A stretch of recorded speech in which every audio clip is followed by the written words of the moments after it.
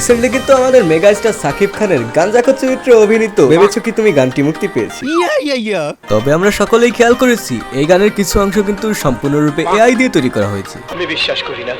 কাকা তুমি বিশ্বাস করো বা না করো তাতে আমার কাল ছেঁড়া গেল।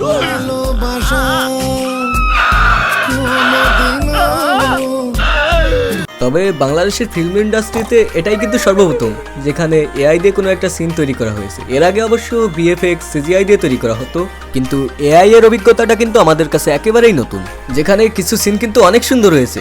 তবে দু একটা দেখে মনে হচ্ছে যেন 4 বছরের কোনো বাচ্চা এডিট করছে।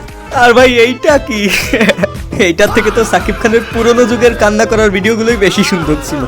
আর অ্যাটলিস্ট বাটন ফোনেও এর থেকে সুন্দর ভিডিও তৈরি করা যায়। এইখানে অলওয়েজ সাকিব খান বিড়ি তো খাচ্ছেই, সাথে মাঝে মাঝে সুটিয়ে লাল করে দেবো, নোংরামি বার করে দেবো। তবে কেন জানি না এখানকার দুই একটা সিন আমার কাছে একদম সাইয়ারা মুভির মতো লাগছে। সাইয়ারা তো যেমন গানকে প্রাধান্য দেওয়া হয়েছে বেশি, তেমনি এখানে সাকিব খানও কিন্তু সিঙ্গারের চরিত্রেই অভিনয় করেছে। কিছু সিন দেখে তো মনে হচ্ছে সম্পূর্ণ সাইয়ারা থেকেই কপি করে নিয়ে আসা হয়েছে। তবে সাকিব খান যে এই যে ফ্লোরে বসে নিজের গান লিখছে এটা কিন্তু সম্পূর্ণ এআই ছাড়া বানানো, কিন্তু তবুও অনেক সুন্দর হয়েছে। ফিল্মের মধ্যে যখন একবার এআই ঢুকে গেছেই তখন ভবিষ্যতে কিন্তু আরও অনেক এআই ইউজ করা হবে।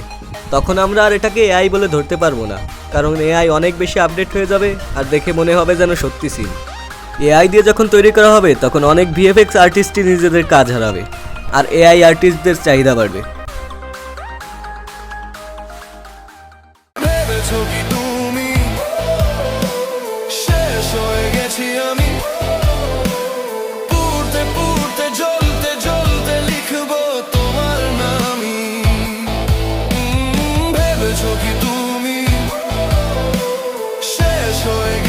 আমি